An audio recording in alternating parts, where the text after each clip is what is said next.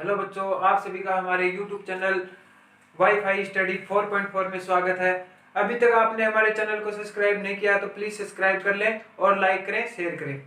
हाँ तो बच्चों, हमने कल क्या पढ़ लिया था? कल हमने निरक्षीय रेखा पर देख लिया था, विद्युत क्षेत्र की तीव्रता ज्ञात कर ली थी। उससे पहले हमने अक्षीय पे की थी। अब क्या है? अब अगला टॉपिक है एक समान विद्युत क्षेत्र में स्थिर विद्युत स्थित विद्युत द्विध्रुव पर बल आघूर्ण। तो ये क्या होता है? देखो, एक समान विद्युत क्षेत्र में क्या दे रखा है? टॉपिक में समान विद्युत क्षेत्र है। समान विद्युत क्षेत्र ये हो गया,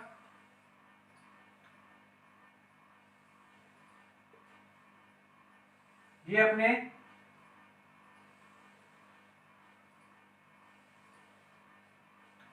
अपने समान विद्युत क्षेत्र हो गया। यहाँ पे कोई द्विध्रुव है, यहाँ पे कोई द्विध्रुव है बिंदु ए से बिंदु बी। ये कोई द्विध्रुव है बिंदु ए से बिंदु बी, और इसकी दूरी क्या है? ये बीच में कोई भी मूल बिंदु हो गया पी, और इसकी यहां से ए है, ये ए है। टोटल हो गई इसकी दूरी 2a, टोटल दूरी 2a हो गई इसकी। इस पर विद्युत, इस पे क्या है? दोनों साइड में फोर्स लग रहा है। ये क्या है? यहाँ पे माइनस क्यू से प्लस क्यू, माइनस क्यू से प्लस क्यू है। तो यहाँ पे क्या होगा? F बराबर क्यू ई, प्लस पे है, और इधर F बराबर माइनस क्यू ई। यहां पे देखना है, अब यहां पे ये एक बिंदु सी है, ये 90 डिग्री, ये थीटा है। 90 डिग्री के सामने वाला हमेशा कर्ण होता है, ये कर्ण है, ये आधार हो गया, ये लंब हो गया। ये अपने को पता रहना चाहिए, आधार कौन सा है, लंब कौन सा है, कर्ण कौन सा है। इसके बीच की दूरी अपने क्या है? 2a है। फिर इधर ये माइनस क्यू है, इधर प्लस क्यू है। तो अब आगे देखो, इसको हम समझते हैं आगे। अब क्या है इसमें? माना कोई विद्युत द्विध्रुव है, विद्युत द्विध्रुव ए बी है और समान विद्युत क्षेत्र में स्थित है। तो अब इसको हम ऐसे, समान विद्युत क्षेत्र में स्थित है तो क्या लिखेंगे? माना एक विद्युत द्विध्रुव ए बी एक समान विद्युत क्षेत्र में स्थित है, समान विद्युत क्षेत्र में स्थित है तथा थीटा कोण बनाते हुए समान विद्युत क्षेत्र में थीटा कोण बनाते हुए स्थित है। ठीक है, ये बात लिखी है मैंने यहाँ पे। अब इसको हम समझते हैं आगे। आगे क्या होता है? F बराबर टोटल फोर्स है, टोटल फोर्स इसमें प्लस क्यू ई, और इधर क्या है? Minus Q E. तो ये हो गया टोटल 0। तो F बराबर हो गया, एक तरीके से देखा जाए तो 0।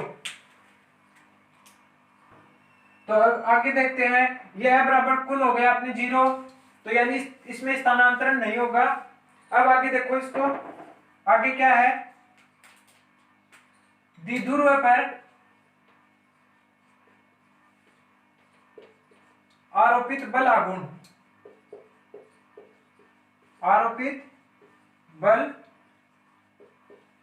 आघूर्ण, इसे टो से रिप्रेजेंट करते हैं। ये क्या होता है? किसी एक आवेश पर बल का परिमाण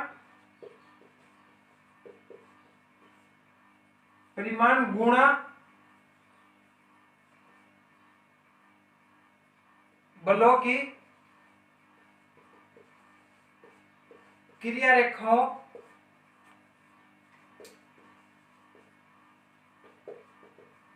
के मध्य लंबवत दूरी।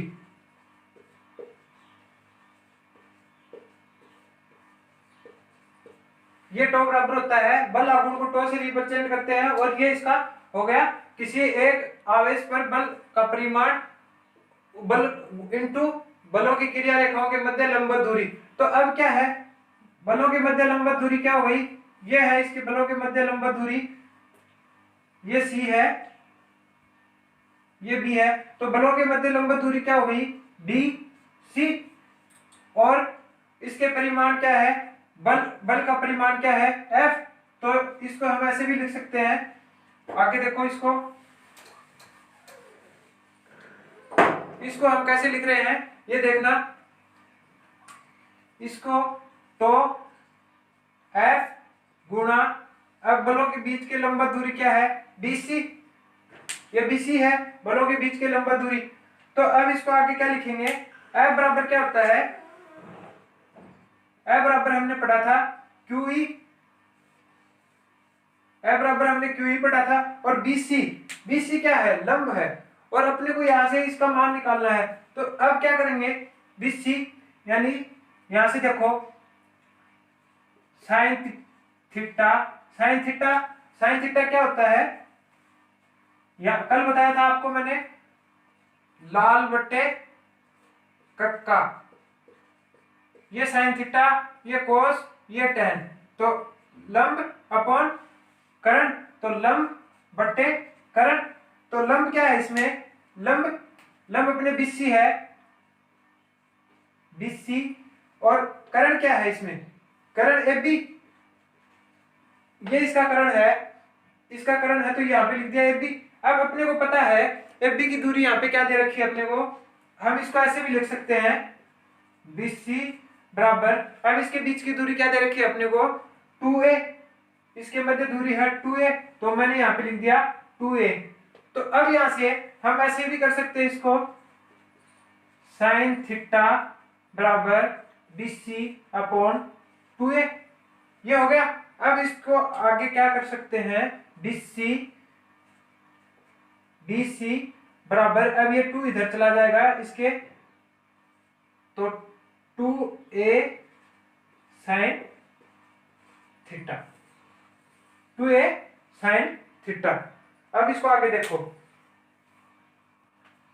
अब क्या है, बीसी का आपने मान निकाल लिया, तो अब इसमें रखते हैं, तो टो बराबर, अब ये एफ का मान कितना था, Q E into 2a sine theta, अब 2a साइन थीटा। अब अपने को यहाँ पे क्या, अब देखो इसको हम ऐसे भी लिख सकते हैं, 2 बराबर 2 ई बाहर ले लो, ई 2a क्यू साइन थीटा। अब ये क्या होता है, ये क्या होता है, P, अपने कल पढ़ा था, ये क्या होता है P। तो इसको हम कैसे लिख सकते हैं, P E साइन थीटा, ये इसका आ गया, ये इसका क्या आ गया, बल आघूर्ण आ गया, समान विद्युत क्षेत्र में बल आघूर्ण आ गया। इसको हम सदिश रूप में लिखेंगे,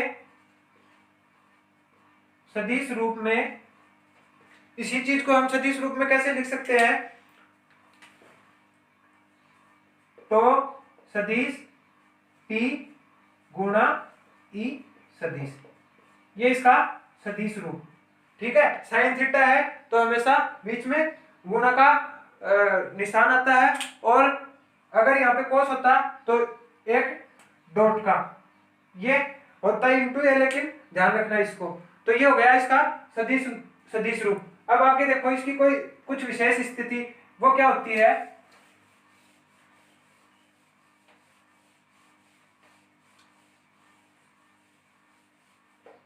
विशेष स्थिति देखो इसकी, क्या था अपने, तो बराबर पीई साइन थीटा, ये अपनी इक्वेशन थी, ये क्या थी अपनी इक्वेशन थी। विशेष स्थिति में क्या है, स्थिति फर्स्ट,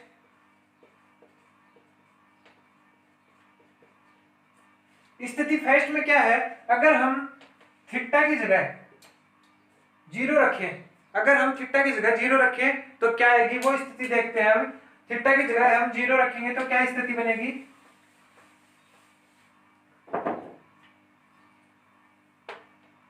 टो बराबर पीई साइन जीरो, ये हो गया। अब आपको पता है कि साइन जीरो का मान कितना होता है, साइन जीरो का मान कितना होता है, साइन जीरो बराबर जीरो, साइन जीरो बराबर जीरो। तो अपने को पता है साइन जीरो डिग्री का मान कितना होता है, जीरो होता है।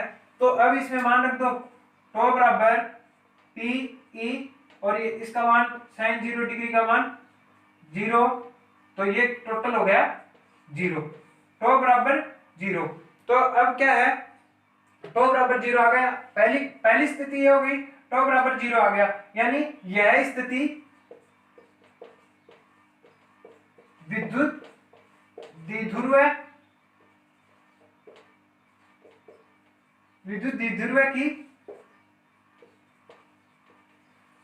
स्थायी साम्यावस्था कहलाती है।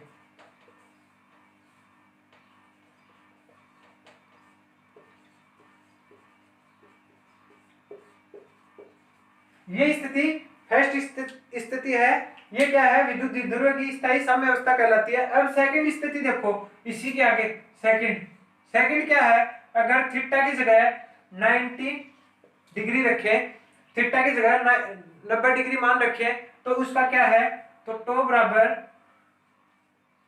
PE sign 90 degree. अब अपने को पता है यहाँ पे साइन 90 का मान कितना होता है, साइन 90 डिग्री का मान 1 होता है। तो यहाँ पे टो बराबर पी ई, ये इसकी सेकंड स्थिति हो गई। अब इसी प्रकार थर्ड स्थिति देखें, थीटा बराबर 180 डिग्री, तो टो बराबर पी ई साइन 180 डिग्री। अब साइन 180 डिग्री का क्या होता है, वापिस जीरो होता है, तो ये जीरो, तो टो बराबर 180 पर हो गया जीरो। हाँ तो दोस्तों ये अपने स्थितियां देख ली इसकी, ये अपने टॉपिक था समान विद्युत क्षेत्र में विद्युत आघूर्ण ज्ञात करना। तो यही अपने टॉपिक था, और आज इस टॉपिक के साथ हमारी ये चैप्टर है, ये यूनिट है, ये यहीं पे समाप्त हो गई है। कल हम क्या करेंगे, सेकंड चैप्टर देखेंगे, गाउस का नियम है, उसके अनुप्रयोग है, वो अपने सेकंड चैप्टर में पढ़ेंगे, कल देखेंगे आप। और अभी तक आपने हमारे चैनल को सब्सक्राइब नहीं किया है तो प्लीज सब्सक्राइब कर लें और लाइक करें। धन्यवाद।